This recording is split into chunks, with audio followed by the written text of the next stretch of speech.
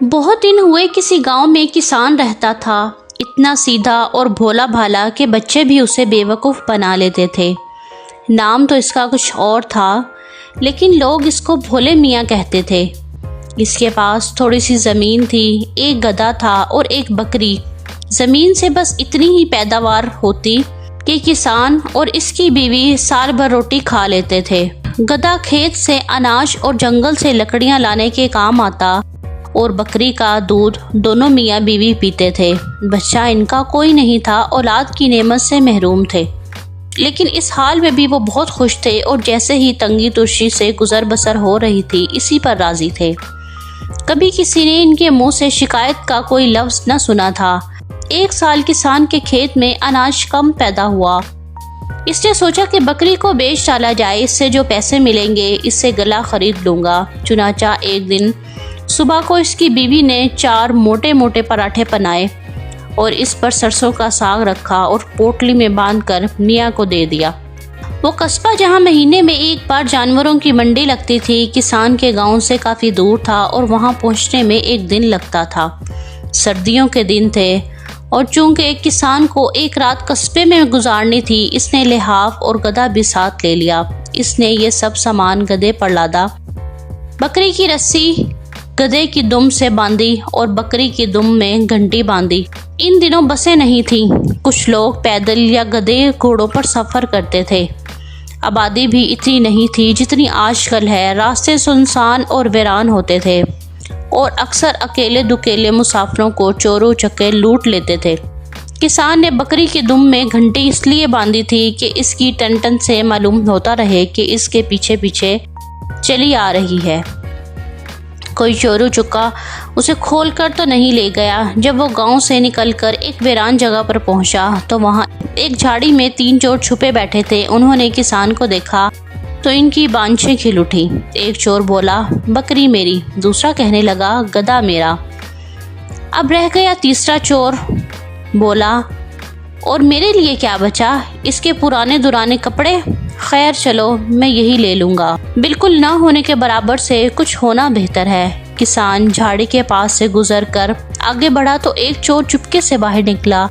اس نے بکری کی گھنٹی گدھے کی دم میں باندھی اور بکری کھول کر لے اڑا۔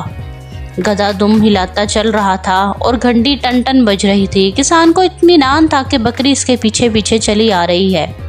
تھوڑی دور آگے جا کر اس نے یوں ہی پیچھے مڑ کر دیکھا تو اس کا دل دھک سے رہ گیا۔ بکری غائب تھی اور اس کی گھنٹی گدھے کے دم میں بندھی ہوئی تھی۔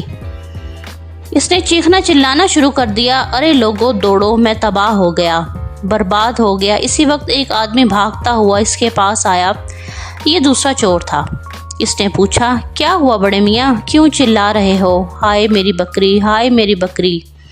کوئی چورو چکا اسے چرا کر لے گیا، کسان نے سر پر دہتڑ مار کر کہا۔ چور بولا، اچھا تو وہ تمہاری بکری تھی؟ ابھی ایک آدمی گھسیٹتا ہوا درختوں کے اس جھنڈ کی طرف لے گیا۔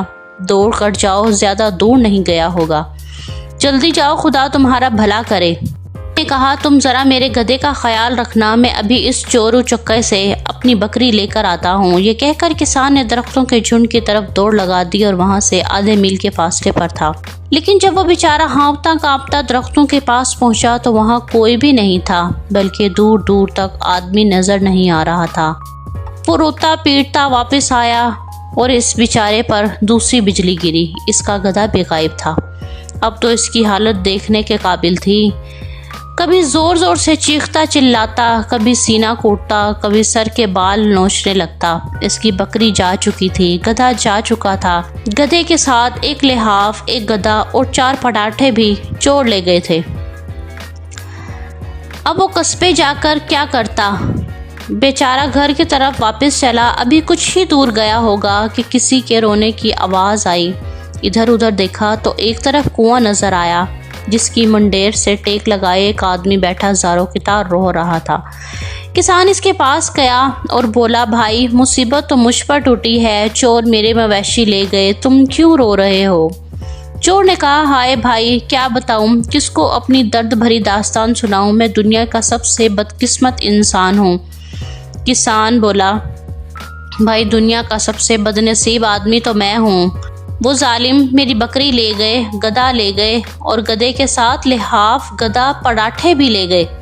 تم کیسے کہتے ہو کہ تم دنیا کے سب سے بدقسمت انسان ہو؟ چور نے کہا۔ بڑے میاں، میرا حال سننے کے لیے فولاد کا کلیجہ چاہیے۔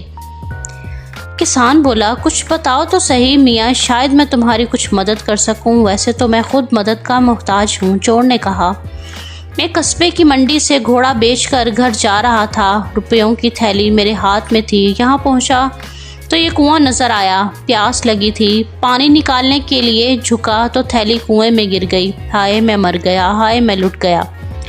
کسان بولا، تو میاں تم روپیوں کی تھیلے کنویں سے کیوں نہیں نکال لیتے؟ چور بولا، مجھے پانی سے ڈر لگتا ہے، میں کنویں کے اندر نہیں جا سکتا، ہائے اب میں کیا کروں؟ تھیلی میں 250 روپے ہیں، اگر کوئی بندہ تھیلی نکال کر مجھے دے دے تو 50 روپے اسے انعام دوں گا۔ 50 روپے؟ کسان نے سوچا، اتنے پیسوں سے تو میں ایک گدھا اور ایک بکری خرید سکتا ہوں، اور ہاں لحاف اور گدھے کے علاوہ گلہ بھی خرید سکتا ہوں۔ اس زمانے میں 50 روپے بھی بہت بڑی رقم تھی۔ اس نے چور سے پوچھا، میاں بھائی کیا تم سچ کہہ رہے ہو؟ کیا تم انعام دو گے؟ چور بولا، ارے بڑے میاں آپ میری بات کا یقین کریں، میں ایک عزت دار آدمی ہوں۔ کسان نے کہا، ٹھیک ہے، مجھے کنویں میں اترنے کا بہت تجربہ ہے، اپنے گاؤں کے کنویں کی صفائی میں ہی کرتا ہوں، تو مجھے 50 روپے دو گے نا؟ چور چلا کر بولا، بڑے میاں آپ نے بھی حد کر دی، اب کیا میں مسجد چل کر قسم کھاؤں؟ کسان نے کہا، نہیں، اس کی کوئی ضرورت نہیں، مجھے تمہاری بات کا یقین ہے، میں ابھی تمہاری تھیلی نکال دیتا ہوں، لیکن کپڑوں سمیت اندر گیا تو یہ بھیگ جائیں گے اور انہیں سکھانے میں کافی دیر لگے گی، میں کپڑے اتار کر یہیں رکھ دیتا ہوں، تم ذرا ان کا دھیان رکھنا، ایسا نہ ہو کہ وہ کم وقت چور انہیں بھی اٹھا کر لے جائیں۔ چور نے کہا، ان کی تم فکر نہ کرو، ان کی تو میں ایسی حفاظت کروں گا کہ تمہاری 7 پشتیں بھی یاد رکھیں گی۔ بے وقوف نے کپڑے اتار کر منڈیر کے پاس رکھ دیے اور خود کنویں میں اتر گیا۔ اس نے کنویں کا چپا چپا چھان مارا، ریت میں ہاتھ ڈال کر ٹٹولا، مگر روپیوں کا کوئی نام و نشان نہیں تھا۔ تھیلی ہوتی تو ملتی۔ 1 گھنٹے کی محنت کے بعد بیچارہ تھک ہار کر واپس اوپر آ گیا تو اس پر تیسری بجلی گری، وہ آدمی غائب تھا، اس کے ساتھ ساتھ کسان کے کپڑے بھی غائب تھے۔ خوش قسمتی سے کچھ دیر بعد اسی کے گاؤں کا ایک آدمی ادھر سے گزرا، اس نے بڑے میاں کو اپنی چادر دی اور وہ چادر جسم پر لپیٹ کر گاؤں واپس آیا۔ گاؤں والوں نے بڑے میاں کی داستان سنی تو ہنستے ہنستے لوٹ پوٹ ہو گئے۔ انہوں نے کہا، تم دنیا کے سب سے بدقسمت انسان تو شاید نہ ہو، البتہ سب سے بے وقوف انسان ضرور ہو۔ پھر سارے گاؤں نے چندہ جمع کر کے بڑے میاں کو 25 روپے دیے، جس سے انہوں نے گدھا، ایک بکری اور کچھ اناج خرید لیا۔